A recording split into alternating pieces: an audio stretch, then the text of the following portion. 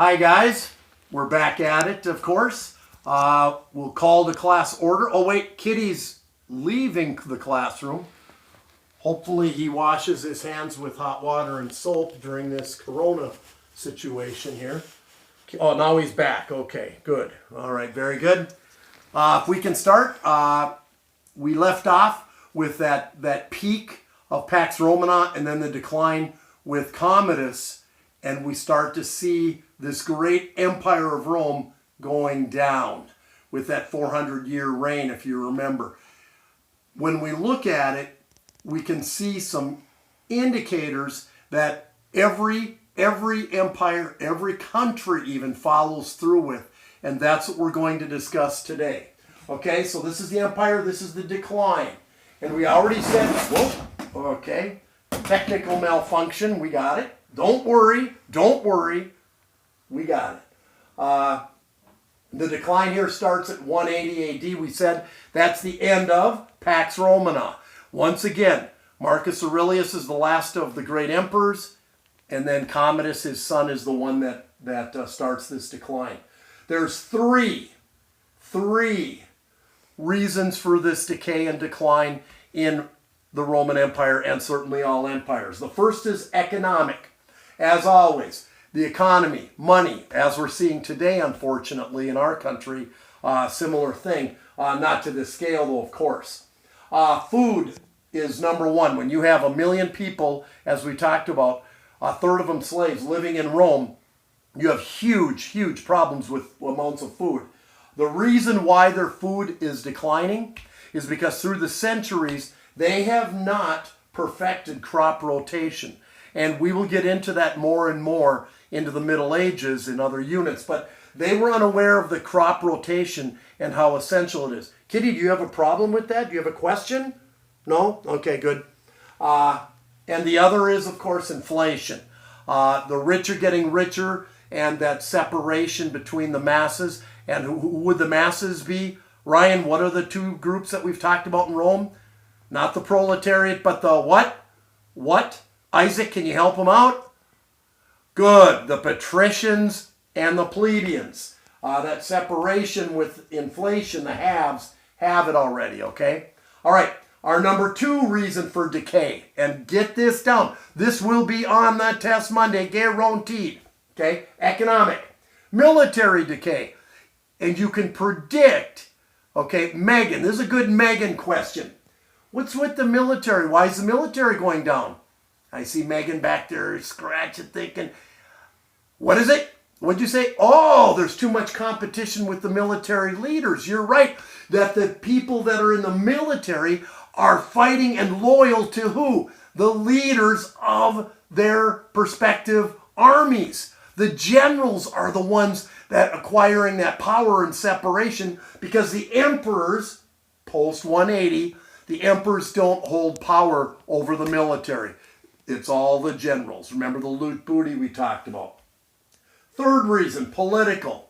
Obviously, after 180, we already talked about it, that the emperors themselves, the leaders, are awful. There was a horse, as a matter of fact, you don't get this in every history book, that was actually the leader of Rome for a couple days. It was in disarray.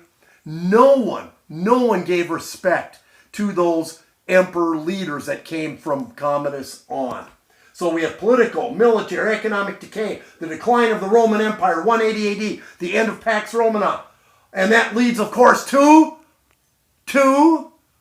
Bryson, oh, you can read, very good, Civil War. 311 AD, we see the Civil War that changed, once again, morphed the course of world history. 311 AD, you have to know it. It's like 44 BC, 311 AD, Civil War. And generals were sparring. And it was the night before the huge battle. Okay, it was at twilight, during the day yet, before the massive invasion of Rome. And one of the generals, his name was Constantine. And Constantine and his men, you know where I'm going with this, guys. Can you say Alexander? It's the same. Constantine is scared, and his men are scared. His wife, 313, look at the year, his wife was a devout Catholic. He was not. And she said, I'm worried, honey. Oh, honey, I want you to come back safe. And Constantine is like, this is man's work. I need to go to battle. And she said, I want you to be victorious. Why don't you pray to God? And he said, nah, I'm not into it. I'm not a Catholic. I'm not into this Jesus thing. She said, no, it's real. It's real. And then he said, well, if he shows me a sign, I will. As it goes with Constantine, he looked up into the sky amongst the clouds and he saw a cross emblazoned in the sky. And it said, carry me into battle. Aha. What does Constantine do? Can't hurt, right? He paints red crosses and has all of his men wear on their body and armor red crosses. The next day, 311 AD, Civil War Rome, they go into Rome, they cross the Tiber. No, it's more. But at any rate, Constantine and his men were victorious. Who now, you don't have to be a rocket scientist here, who now has converted to Catholicism? I'm listening. Anyone? I'm looking. Oh, we have someone in the stands here. Who is now a Catholic? Constantine, that is correct. Oh, I love it when people are on. I love it. Okay, Constantine. Oh, by the way, Ryan, did you get that? Yeah, okay, very good.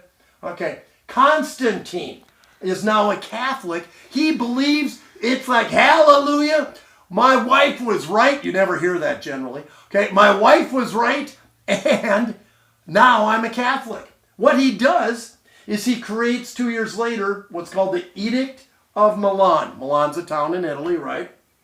In his now Roman Empire, okay, 313, he now creates the Edict of Milan, which is he legalizes Christianity in the Mediterranean Roman world. That's huge because, as we learned yesterday, what were they doing to the early Christians? They were killing them. They were all martyrs. Okay? So now, 313 Edict of Milan legalizes Christianity. What Constantine does, he's a smart dude. He's from the East. His experience is in the East. And he looks to a city called Byzantium. Byzantium is in modern-day Turkey. Okay? Asia Minor, modern-day Turkey. On the map, if we would have, let's see, who's a good map person there? How about Hannah? Go and show us where Byzantium is now on the map. Magic finger. Yep. Mediterranean Black Sea, where it's really a narrow passage. Very good. Byzantium. He selected that because the trade, all roads go through that region because we're seeing more trade to the east. Okay? It's more wealthy. There's more money there. Rome is on the decline. Rome's a has-been. Yawn. We're seeing now an up-and-coming capital, Byzantium. And it's easier to defend because you're surrounded by water on 3 sides. 1, 2, 3. 1, 2, 3. We always do threes. Okay? Byzantium surrounded 3 sides. It's easier to defend. It's more wealthy. Trade route. And he goes, that's how we can create this empire to be the largest the world's ever seen. Okay? 7 years after, 330 AD, Byzantium has been changed to Constantinople. You've probably never heard of Byzantium, but Constantinople, perhaps you have. Now, where do we come up with the name Constantinople, you say? Well, look, Constantine, named after now to Constantinople. That's from Constantine and what he did. And now the name has changed, 330 AD to Constantinople. We're seeing that empire rise up, and Rome has just a few more years until literally nothing's there. That, my friends, is tomorrow. What is now Constantinople on the map today? Because you probably would say, I've never heard of Constantinople, or if I have, it was a long time ago. It's still there. We know it as Istanbul. But that's another unit, that name change. Right now, we have one lesson left. The whole downfall of this great Roman Empire. Email any questions. Keep doing your news. Friday, 10 points. Okay? Miss you guys. Love you. Have a great day. Be safe.